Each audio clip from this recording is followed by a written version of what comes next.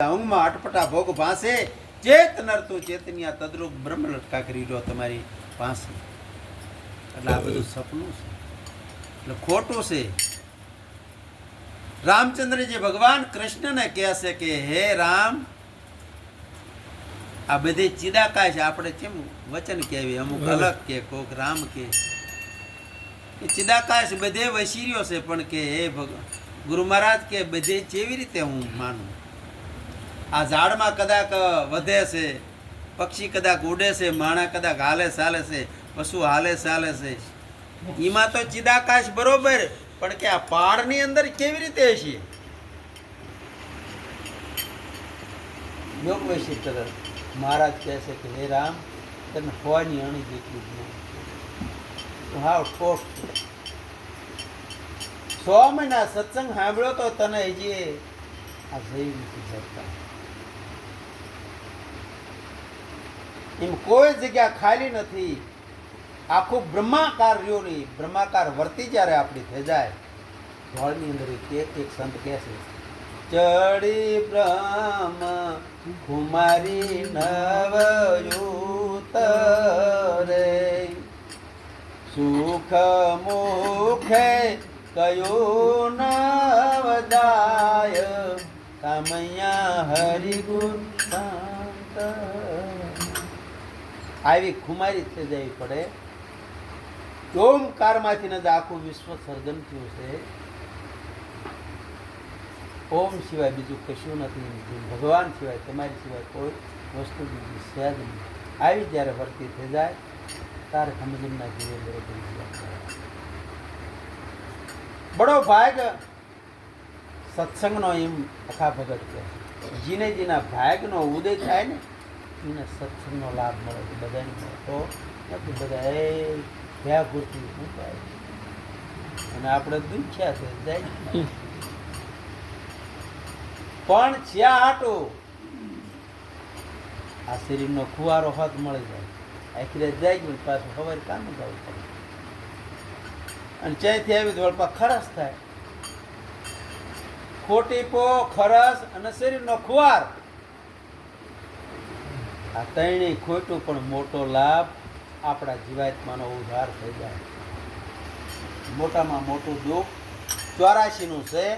રોટલા ખાતા ખાતા રાડા ખાવા, ભૂંડા વનીમાં કૂતરા બિલાડામાં આપણો વાસ ન થાય. એમાં આપણે આ બધા ભગવાનની ભક્તિ કરી રહ્યા છીએ. એટલે બરોબર કરો તો ભક્તિ કરો તો બરોબર કરો, નકર સતના શાળા પાડશો નહીં ને ખટપટ મનમાં રાખશો નહીં, નકર તમારી ભક્તિ વ્યર્થ જાય છે.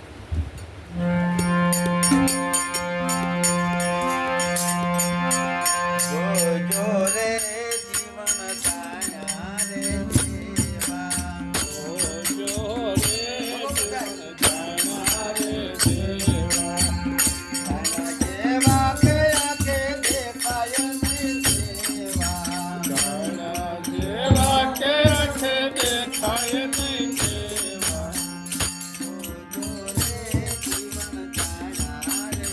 દેવા, જો રે જીવન કાયા રે દેવા, જો સવાજ્યા ભાઈઓ હોત એમ કહેશે કે આ સૃષ્ટિના સર્જનને હારને તમે ઓળખી લ્યો. એમને ઓળખવાય તો ઓળખે ને કે આપણે તો ઓળખી લ્યો. આ જાણ્યા જેવા છે, જાણ્યા જેવા પણ આંખે દેખાય એવા નથી.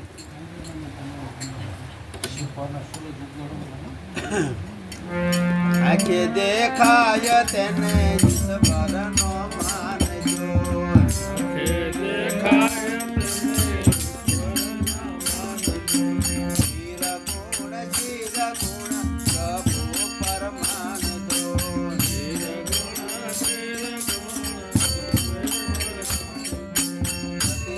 ભગવાન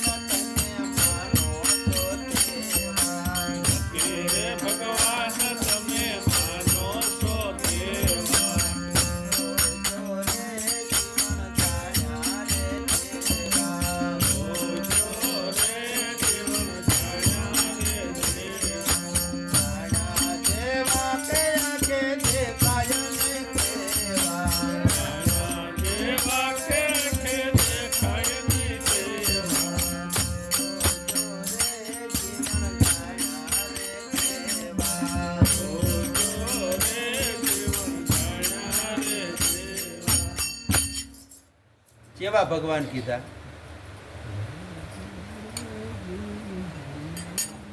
નિર્ગુણ અને શિરગુણ બે પ્રભુનું જ પ્રમાણ છે.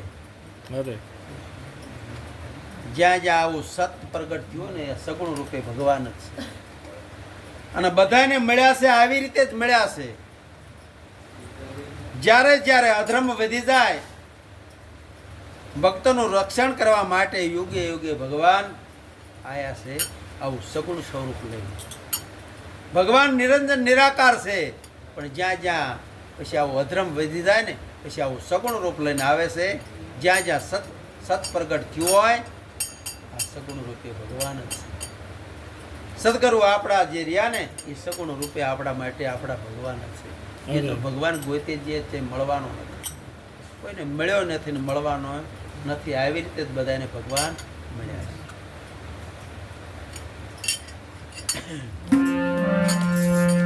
દ્રષ્ટિએ દેખાય તે તો દ્રશ્ય સમજાય છે.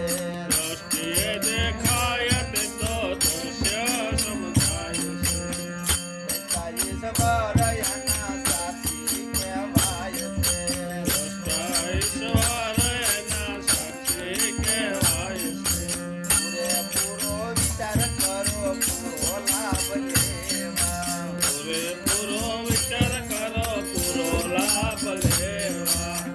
જોજો રે જીવન જાણ્યા રે જેવા. જોજો રે જીવન જાણ્યા રે જેવા.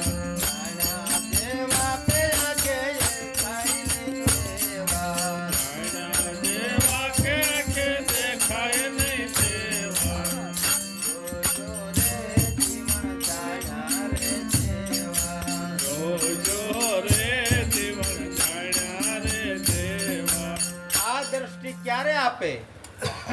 સદગુરુ મહારાજ સિવાય આ દ્રષ્ટિ કોઈ આપી શકે? હરે આને ત્રીજું લોચન કહેવાય, જ્ઞાન ચક્ષુ કહેવાય. આ સદગુરુ મહારાજ આપણને આપે તારે ભગવાનની ખબર પડે ને આ ચામડાના આંખીથી ન. હે અર્જુન, તું ચામડાના ચક્ષુથી મને નહીં જોઈ. તું કોક બ્રહ્મનિષ્ઠ સોતરીય સદગુરુના ચરણે પહોંચી જા,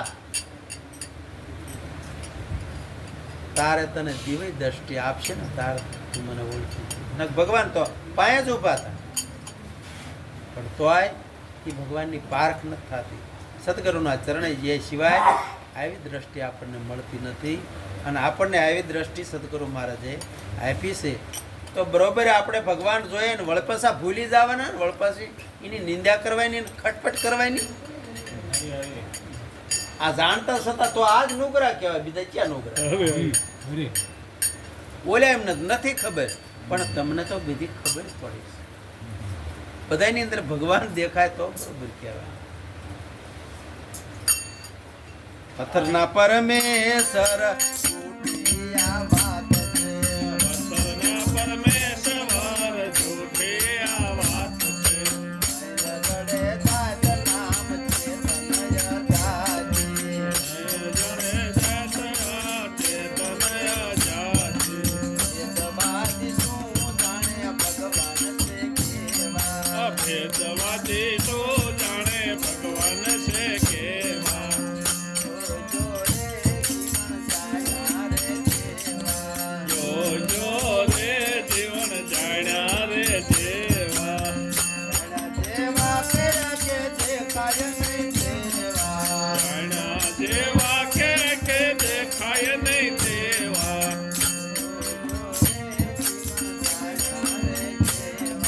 જોજો રે જીવન જાણ્યા રે જેવા. હવે આ સંતો શું કહે છે? અર્જુન કહે છે પથ્થરના પરમેશ્વર આ બધી જૂઠી વાત છે. એ આપણને કેમ લાગે? જૂઠું લાગે છે કે હાસું લાગે છે? પણ આપણે કોઈને કહેવાનું નથી. અરે અરે આપણી વર્તી ફેરવવાની છે. બીજે ભગવાન વિસી રહ્યો. કૃષ્ણ ભગવાન કહે છે કે અણુ મેરો જડ ચેતનને સબકટની અંદર મારો વાસ છે. તો મૂર્તિ મોટી હોય એમાં ન હોય ભગવાન? હોય. અરે અરે એટલે મેં આપણા માયલા કે છે કે શું માતાજીનું શું ખોટાનું શું ફલાણું એટલે પણ બધે છે વર્તી તારી હારી રાખ. અરે અરે આ તો ચેતનની બલારી છે. આ વસ્તુ આપણને મળે છે એ તો બરોબર, પણ છે તો કોઈ જગ્યા ખાલી નથી.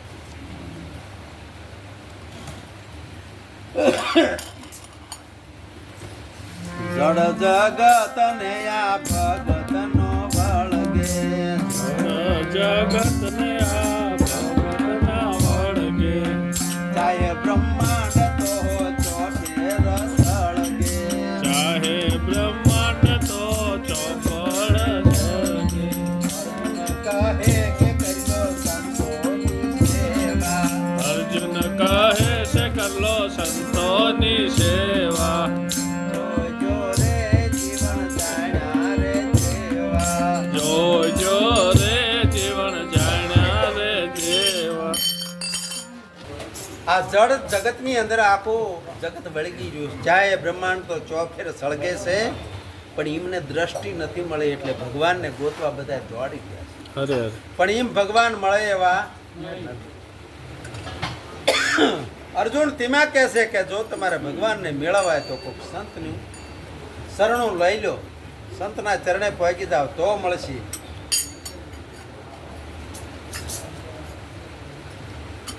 પછી પથા મહારાજ કહે છે કે એક ઓલું શીપાનું કે ગાવાનું છે, નકર બીજા પાટે ચડી જઈશું ને તો વળપાશું. સુલતાન વિવાહ કરજો.